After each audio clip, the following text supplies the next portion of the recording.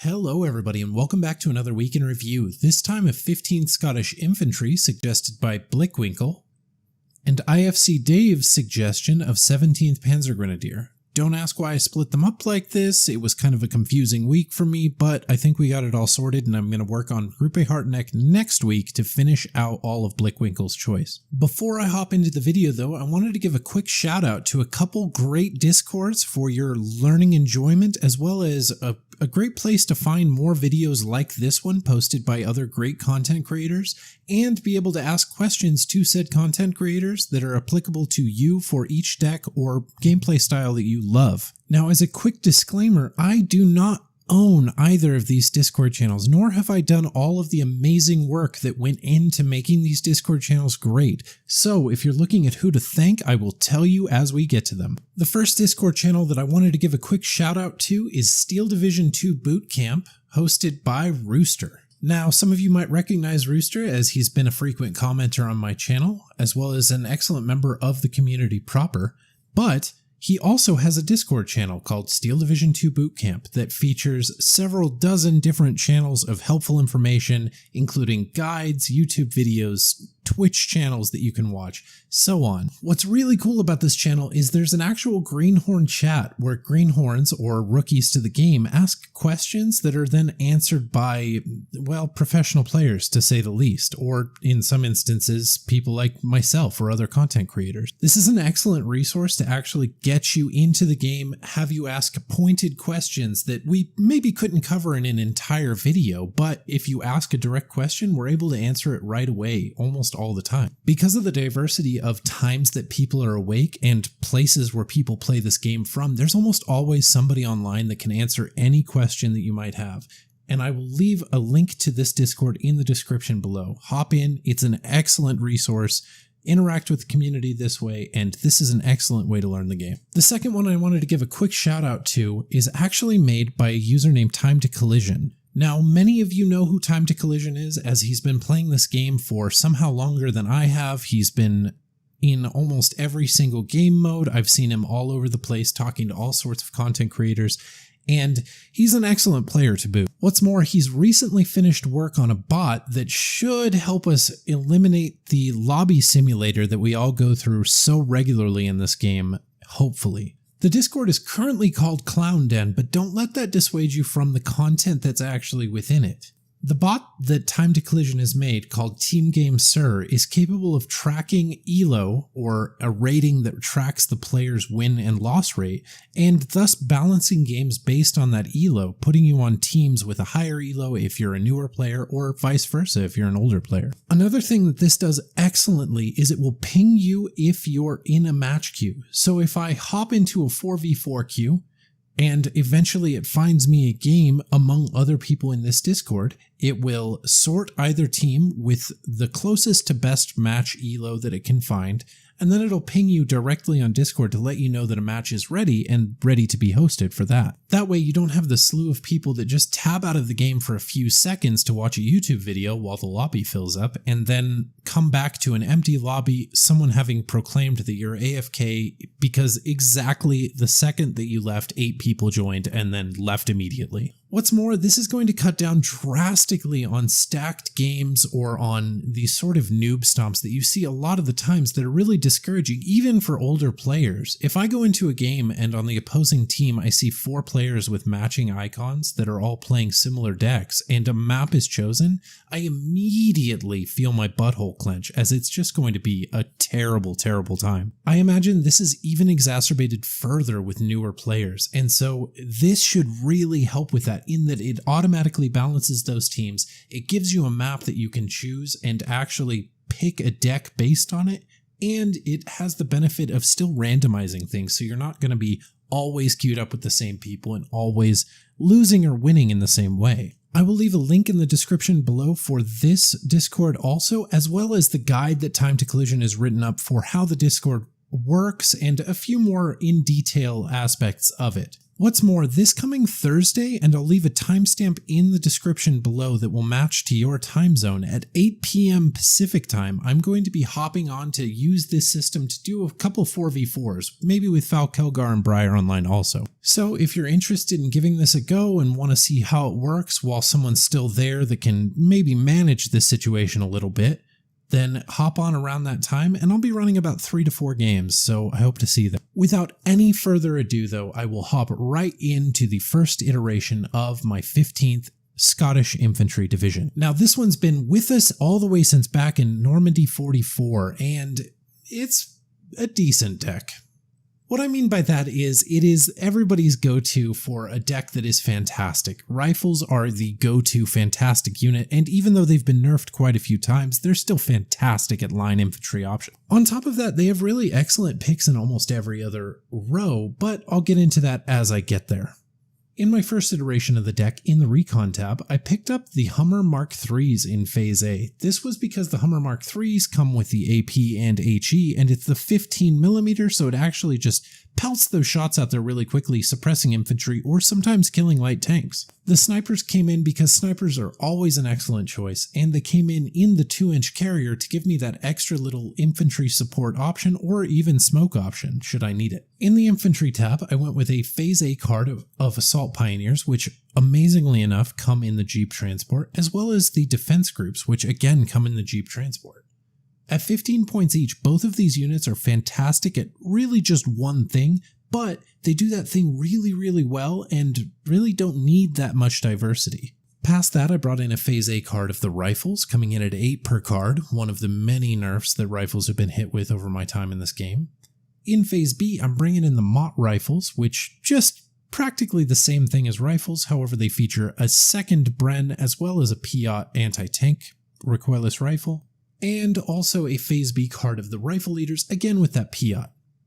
I went a little Piat heavy in Phase B for some reason, and also brought in a Phase B card of the Rifles Piat, which are just regular rifles with a Piat, you guessed it. The Mott Rifles were interesting enough because they came in a half-track transport that just featured a little bit more infantry suppression as well as a little bit more armor to get my units to the front. In Phase C, I rounded all out with a card of Rifles and a card of Rifles Piat, just to kind of get that late game spam and continue with the horde of rifles that would hopefully be marching across the battlefield in my favor. In the tank tab, I loaded it up with the Churchill 6 in Phase A, a Phase B card of the Churchill 4, a Phase B card of the Churchill 7, and a Phase C card of the Churchill 6. One of the aspects of this deck that really turns me off, and bear in mind I'm a fairly consistent player in that I understand what all of these units do at a glance, is the variance of Churchills from model to model without much variance in the name. What I mean by this is, at a glance, the Churchill 6 and the Churchill 4 on the actual battlefield look almost identical. The eye is just on either side of the Roman numeral 5, and so you're really not able to pick up on this unless you're really focusing. This is distressing because these units couldn't be more different. The Churchill 4 features APCR rounds and a 6-pound gun, which is amazing at killing tanks, but features absolutely no HE capacity, while the Churchill 6 does feature HE and is completely worthless at killing vehicles. So I could see where a lot of confusion comes from in this tank tab. However, these tanks are incredibly consistent, and for the price point, I'd say that they're really worth it, especially the Churchill 7. Where the Churchills really lack is obviously their movement speed. They're incredibly slow on-road, and they're even slower off-road. However, once they do get up to the front, they're going to be more than a match for anything at their same price point coming in on the Axis side. They also feature a fair bit more armor than you're typically going to see for this price point, and so they're excellent for supporting these infantry in close-in engagements in forests or in a city. That is, once they get there. In the support tab, I bring in a Phase A card of the Vickers heavy machine gun, as well as a Phase A card of the Jeep supply truck.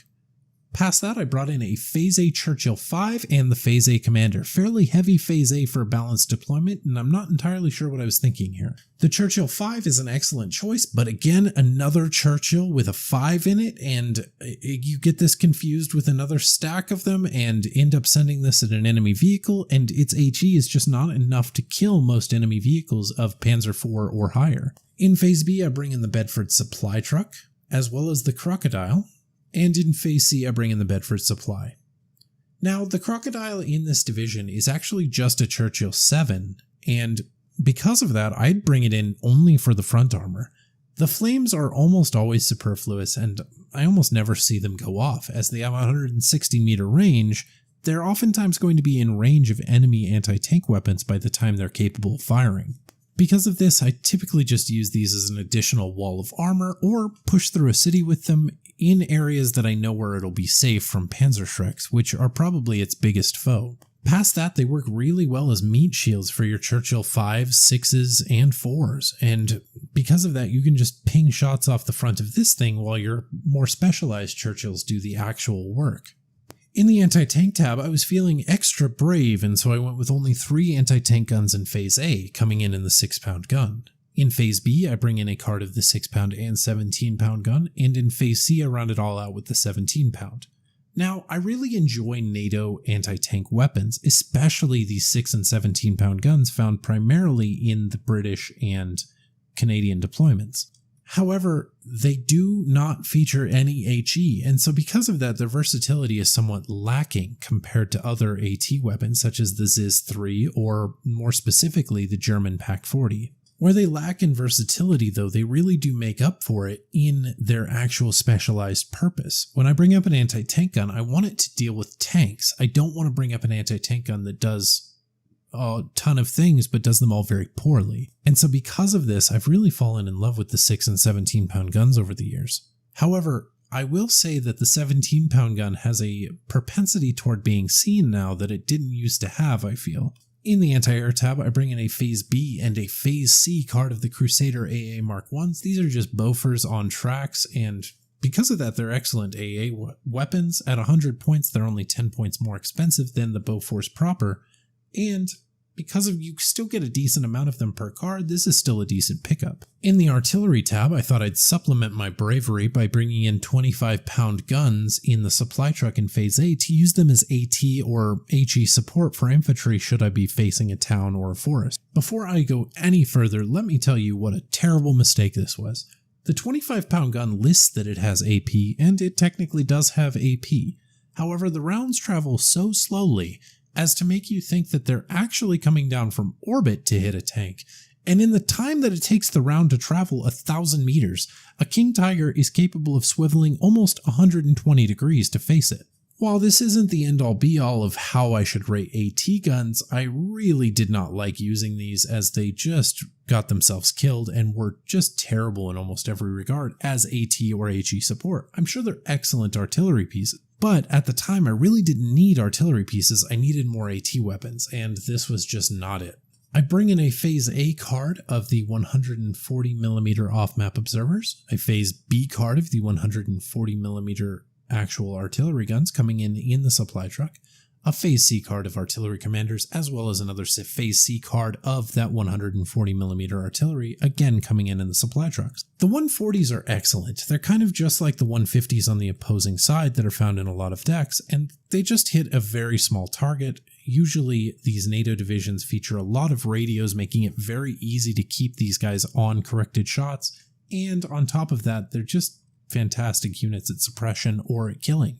In the air tab, which used to be the pièce de résistance for this deck, it's somewhat fallen in disrepair as of late, but we'll get to that as we get there. In Phase A, I bring in a card of the Typhoon 1Bs. These functioned as my main air superiority for Phase A, as well as my main AA for Phase A, and because of this, I led off almost every opening with one of these, regardless of where I was going on a map. It was almost always useful on my front, but even if it wasn't, somebody on some front would send a plane, and the Typhoon is fast, it's agile, and it's capable of taking them out of the sky. if not quite as well as a Tempest would be. I found that comparing these Typhoons to the Tempest is probably my biggest mistake when playing this deck, as they're found really wanting in comparison to their 10 points more expensive counterparts. However, moving on, we have the Phase B card of Spitfire Mark 9s, and these guys came in at 2 stars because I don't like buying more ASF than I need, and when I bring in an ASF, I want it to kill something. The Spitfires are excellent choices, but again, not quite a Tempest, so I know that's kind of a terrible way to look at this, but it's the way I have to. In Phase C, I bring in a card of the Typhoon 1Bs as the sort of fighter-bomber small armament and the medium armament also. I just wanted as many bombers as I could have in Phase C, and these guys functioned as fighters quite well after they dropped their munitions, and so I had an overwhelming amount of ASF in this deck, kind of like 122nd from last week. Moving on to my deck at the end of the week, and you'll see a few things that may or may not be memes, as well as a few radical changes here and there, but we'll get to them as we get there. In the Recon tab, which probably saw quite a few more changes than any other tab, I dropped the snipers as I really wasn't using them for their intended purpose, rather for infantry support, and I found that that was kind of an expensive way to use them, for a team game that is. I brought in a Phase A card of the Sod, and while the Sod is terrible in almost every way, as it's just a vehicle with a Piat on the top, for 15 points you could bring in all 4 of these for about 60 points, that is. And they travel at 80 kilometers an hour on road and feature a Piat. Now the Piat has a terrible accuracy and these things aren't armored in any way, so oftentimes they just died before firing. But sometimes they'd get there first and blow up a squad of, say, Fallschirmjäger or something much more expensive, and really just pay for themselves in that one go. Would I suggest using these if you're a newer player or if you're interested in seriously playing this deck? Maybe not. These guys were kind of a meme pick, and the snipers were definitely doing more for me than these were. However, these were much more fun to use, so bear that in mind and take it with a grain of salt. I stuck with the Phase A card of Hummer 3s, however I supplemented it further with the card of Phase A Hummer 4s. These guys are just a little bit heavier versions of their Hummer 3 cousins, featuring a much bigger cannon, however much slower fire rate because of it. I was using these to combat enemy SPW 233s, 231s, or really any of those light vehicles that you see accompanying most Axis openings anymore, as the Hummer Mark III was almost always incapable of doing that. Your worst enemy in this division is someone sending a light vehicle at you, as the Piat is as likely to miss as it is to hit, and so you're kind of in a lot of trouble if somebody gets a tank in close with your infantry. Speaking of the infantry tab, literally nothing changed here. However, I would really consider changing a few things up. Perhaps dropping the card of Rifles Piat to Phase A and trading it with the card of actual rifles there, as there was really no way to kill tanks in my opening in the infantry tab. And so if an enemy did just rush a tank at me, then I was kind of just staring at it, wondering what to do. In fact, in the video that I'm going to put on the end of this run here to showcase how this deck did, AB Horses completely unrolled me before I was able to get Churchill 4s up there, so that's really something. The tank tab saw the addition of another card of Churchill 4s, this time coming in Phase A, as I found, like I said, I really had no way to deal with tanks in that phase, and that was really frustrating to me. In the support tab, really nothing's changed other than I've dropped the Phase A supply jeeps, as, you know what, the Churchills take so long to get up there that by the time they do, Phase A is halfway over and I don't need supplies anyways, so I dropped these guys completely and just kind of sold that entire card from my support tab. In the anti-tank tab, I did the smart thing and dropped the Phase C card of 17-pound guns to Phase A in hopes that those extra 2 heavier weapons would help supplement these units. However, it really depended on a deck-to-deck basis. I think that this worked really well against people spamming medium tanks or higher. However, light tanks really unroll this. The AA tab saw no changes, however the artillery tab saw me drop those god-awful 25-pound guns in favor of just having nothing in that phase, and that was probably for the best. In the air tab, the only change that I made was the addition of yet more bombers at the cost of the Spitfires. I found that the Spitfires were really hit or miss, and because of that, an additional 4 bombers was just better for me to have. On top of that, 4 Typhoons is a better ASF complement than 2 Spitfires, so it really worked out in both ways. Let me preface everything I'm about to say to critique this deck by saying that 6th Airborne is actually one of my favorite decks in the game. I really enjoy a lot about it, and so because of that, I can't help but compare this directly to 6th Airborne. While there are a lot of areas where this really exceeds expectations over 6th Airborne, there are areas where it really falls apart, and that's typically the air tab. The Typhoons are excellent almost Tempests, however they're not Tempests, and that's all I could think every time I used them. Where you're really going to pull ahead with this division, though, is 1, you have an actual anti-air tab. What a thinker there. 2, your support tab is actually really robust in this deck. Between the Crocodile, the Churchill 5s, and the Vickers, you're really not at a loss for anything that pins down infantry or keeps them. The next thing, and probably the most obvious difference between this and 6th Airborne, is the tank tab, where in 6th Airborne, you're only going to have Tetrarchs or little tiny piddly vehicles that are almost incapable of doing anything for most of the time. In this tank tab, you have a robust array of different Churchills that you're capable of bringing up for any situation. In fact, the Churchills are sort of a critical mass situation for cities or forests in that they really work well in those situations. You can put them on multiple fronts, and so if a cluster bomber comes for one of them, you still have an additional 6 or 7 fronts of these vehicles coming for their infantry. Infantry units with PTRDs or short-ranged anti-tank weapons are completely helpless to stop these, and infantry with longer-ranged AT weapons will only ever kill one of them before they're completely pinned down by their brethren. Make sure you keep your Churchills spread out and in workable pairs is how I found to use them most effectively. What I mean by workable pairs is the Churchill 4 lacks any HE capacity, while the Churchill 6 has all the HE capacity and can almost not kill a tank to save its life. So if you use these in pairs, they're liable to deal with any situation while still supporting one another in such a way to not be at a huge detriment. This same pairing works with Churchill 4s and Churchill 7s, Churchill 4s and Crocodiles, Churchill 4s and Churchill 5s, so on and so forth. So really just pairing a Churchill 4 with anything, you're going to have a good time with those units. On top of this, you have the all too familiar to everyone who plays this game rifle spam. Now, rifles are a fantastic unit. I can't take anything away from them. However, their availability and their price have been nerfed since the advent of this game. With all that in mind, though, these units are still fantastic at holding ground, pushing ground, or just moving as blobs to absorb enemy shells while you wait for more expensive, better units to actually do the job that you sent them to do. They also work at one other excellent thing, and that's identifying targets for the Churchills. If you just have your rifles attack move out, they'll stop when they get in Bren range of enemy infantry, and then your Churchills can just really set to punishing those, or even your artillery from afar. All told, I really enjoyed playing this deck throughout the week. However, I did not enjoy using the air tab, as I found I was spending almost Tempest points on these planes and not getting Tempest results out of them. Again, I will say that this is really an unreasonable way of looking at this division, but being that it bears such close proximity to a division that gets access to the Tempest, even though this one used to get access to it, it really does suffer from that sort of perception. However, if you just want a bunch of thick Churchills just to march up alongside your blobs of rifles, this is the deck for you, and it's going to be a ton of fun doing it.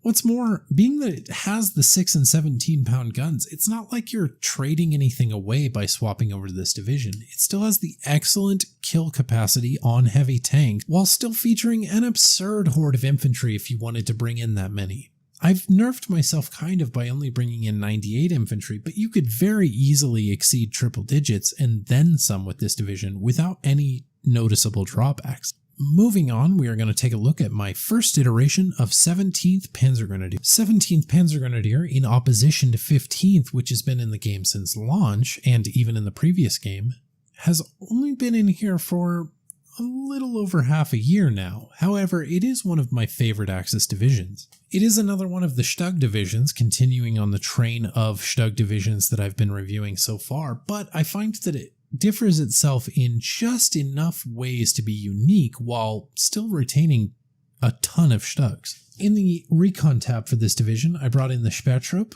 in Phase A, the SPW-233 in Phase A, and the SPW-231 in Phase B to act as my light infantry support guns or light tanks in forests. Something to note about this division, which differs itself from a lot of others, is the addition of the traction troop carrier.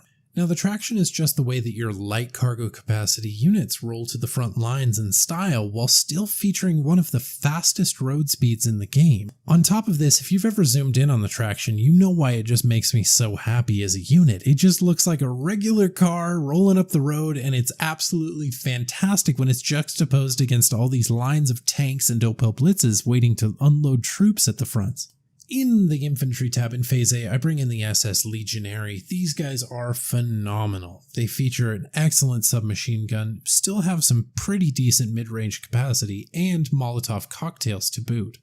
On top of this, they come at a forced 1-star veterancy and a pretty decent availability at that. I also bring in a Phase A card of Pioneer Führer and a Phase A card of regular Panzer Grenadier. This is just to sort of give me that mid to long ranged engagement while still retaining that forest and city engagement with the SS Legionary and Pioneer Führer. In Phase B, I get more SS Legionary because anybody who isn't bringing in all the SS Legionary is playing this deck wrong, as well as a Phase B card of the Panzer Grenadier MG34. These are just worse versions of their cousins, however, they're not noticeably worse, so I bring them in and use them almost exactly the same. In Phase C, I have a card of the Hochdeutsch, which are just Ersatztruppen that come in with a Panzerfaust, a Phase C card of Pioneer to round out my late game in-forest and in-city engagement, and a Phase C card of regular Panzer Grenadier just to give me a little bit of extra spam, even if it's at 30 points. In the tank tab, and it is one of the most satisfying tank tabs I've ever seen, I bring in a Phase A, a Phase B, and a Phase C card of 1-star Stug 4s, as well as a Phase B card of the Stug 4 Führer, because you just have to have the Stug 4 Führer, being that this tank tab is so robust and large. The Stug 4 is really one of the tanks that I have literally no complaints about. At 5 points more than the Stug 3 and not much different than the Stug 3, they're just better Stug 3s, and so bring them up, use them often, spread them out along your front lines, and they will support whatever almost excellently. In the support tab, I bring in a Phase A card of the SMG 42s, a Phase A card of the IG 33s, and a Phase A card of the best commander in the game, the BEF Traction. Now, it's not really the best commander in the game. It's no faster than any of the other tractions, nor does it feature any armor or weapons, but it definitely looks the best, and I feel like style definitely counts. There's also the Phase B card of the Opel Blitz munitions, and that's just a fairly standard support tab. Being that it's a little bit pricey to continue from there, I kind of gave up on it. In the anti-tank tab, I bring in the Phase A card of Panzerschrecks, coming in the traction again. A Phase A card of the Pak 38, brought in by the Horse Transport, another fast, excellent transport. A Phase B card of the Pak 43 Krupp 88s, and a Phase C card of the Jagdpanzer 4, coming in at no star veterancy. This is actually a very robust AT tab. I kind of jumped the gun by not bringing in a Pak 40 here, but the Pak 38 is typically more than enough. I needed the infantry AT in Phase A, and the Jagdpanzer 4 is an excellent pickup for Phase C. What's more, the Krupp is literally just a Pak 43 but with more members, and so features a more robust survivability than the Pak 43. Because of this, these are excellent choices for firing 2 consecutive shots at a tank without being stunned horrifically and killed. Instead, they'll only be shot horrifically and killed after the 3rd shot, and somehow that's a boon. They are really slow and much better used the further away from enemy radios that they are. The closer you are to enemy front lines, these guys are going to be more effective at killing those IS-2s, however, they are going to immediately die from enemy punishing battery. In the anti-air tab, I brought in a Phase A card of the Flak 38 20 mils. These guys were just coming in at no star veterancy to try and spook off those early planes or biplanes that I otherwise would have had no way to deal with.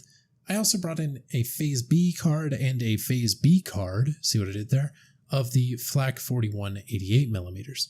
These guys are excellent dual-purpose guns, and on top of that, they're really robust as AA, especially if you get some veterancy onto them. I've seen a Flak 88 at 3 stars veterancy completely tear a plane out of the sky just after 1 shot, and that's happened more than once in the last week. Moving on to the artillery tab, I brought in a Phase A card of the 152 off-map observer, as well as a Phase A card of the 122mm M30s. These guys were just there to deal with early IS-2s that we might see, or earlier heavier tanks like T-34-85s, or even some of the heavier Shermans. In Phase C, I bring in the Battery Führer, as well as the 152mm howitzers and the Nebelwerfer 42.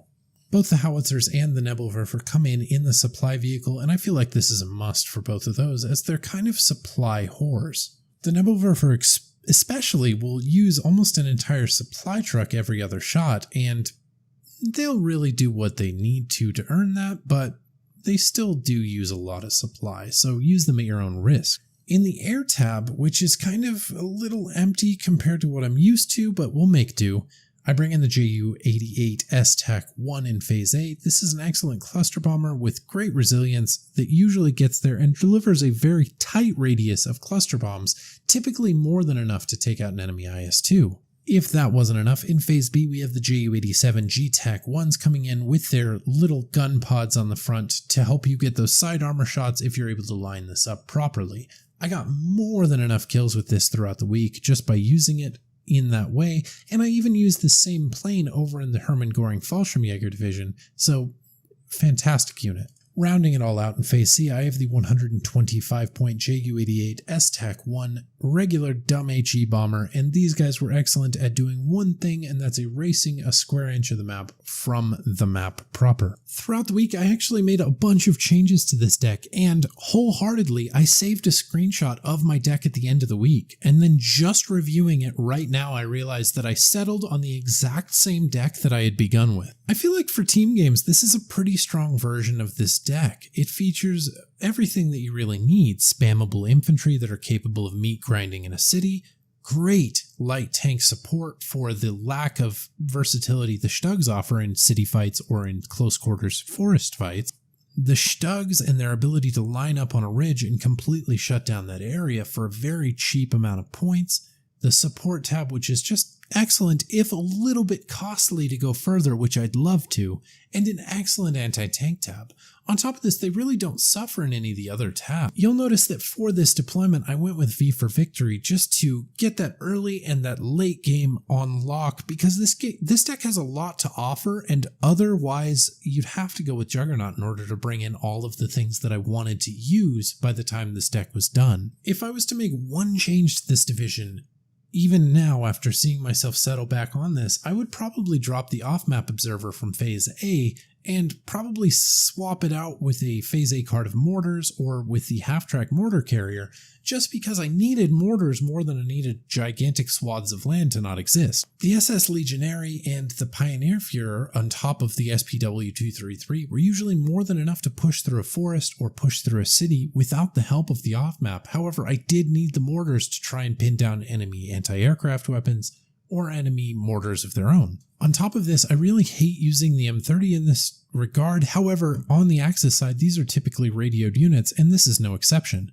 So using the M30 in that regard wouldn't be a total waste of that unit. However, I found that if I brought the M30 up, I usually put it in a spot where an anti-tank gun would go, and if I began firing that like an artillery piece, then eventually it would just die to enemy counter battery or enemy actual small arms fire because it's on the front lines. On top of that, the air tab, especially the way I built it, is a little empty. I could see my way into bringing in some sort of air superiority fighter in Phase A, as the Ju-88 STAC-1 cluster bomber was excellent for what it was. However, for 135 points, it almost always went down in the same phase I brought it in, and I really needed a way to stop enemy aircraft. Once this deck hit Phase C, it really was all cards on the table. The Flak 88s were excellent to bring up as AT or as HE against planes or as HE against units, whatever you name it, it did excellent at that job. I would go so far as to compare this directly to the Hermann Göring division in that it's almost the exact same division, save for the tank tab being a little different in both divisions. I prefer the tank tab in the Hermann Göring division. However, the tank tab in this division is not lackluster by any means. The Stug 4 is an excellent choice if it lacks the whole locked versatility that I wish it had.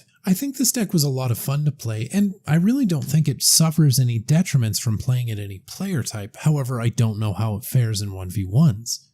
In 2v2s, 3v3s, and 4v4s, this deck performs excellently at holding any given front, Be that open ground with the Stugs and the Krupp guns, be that a forest with the SS Legionary and the Pioneerführer, or be that a city with the Panzer Grenadier, SS Legionary, and the great support options that this deck has access to. Because of that, this deck's versatility is such that I would really recommend it in almost any situation. There are a few decks such as VDV, 3rd Fallschirmjäger, you name it, any of those really niche decks that are excellent at one thing in particular. However, you always find that when you play a team game, you get stuck in the one spot where you're not supposed to go. I can't count the number of times that I've loaded into a Slutsk with 2 IS-2 divisions and then watched them both ping the hill and town in the center, leaving the outskirts available for the 2 infantry divisions on the team and completely hanging us out to dry. Because of this, the versatility that this deck offers in its ability to take open ground just as effectively as it takes forests or as it takes cities really means that you're not going to struggle in those situations. Merely shrug it off, take the open ground, or take the city, whichever they didn't want.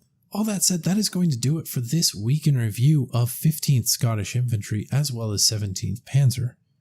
While I'm not entirely sure what it'll be next week for the Allies, it will definitely be Group A Hartneck to finish out Blickwinkle's pick from this week, as I kind of got it all jumbled up, but we'll get it all sorted, I promise. On top of that, I hope to see you guys Thursday at the time that I'll post down in the description below.